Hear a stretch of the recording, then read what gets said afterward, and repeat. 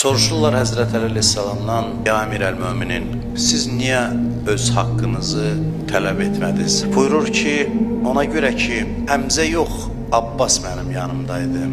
Cəfər yox, Əqil mənim yanımdaydı. 2 nəfər seçilmiş, seçkin nüfus sahibi olan insan varsa yanında, bu onlarla insan deməkdir. 313 nəfər İmam Zaman ağanın yanında adam varsa, 313 dənə zirvə deməkdir.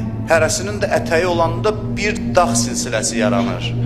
Hədislərdə var, 313 nəfər İmam Zamanın naibləri, yaxınları, silahdaşları yol gedəndə cəmaat onların torpağını gözlərinə təbərrük kimi çəkərlər.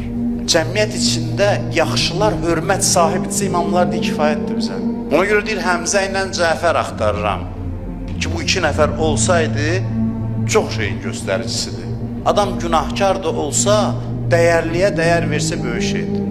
313 nəfər İmam Zamanın yanında adam olmaq, yəni bəşəriyyətin hazırlığının göstəricisidir.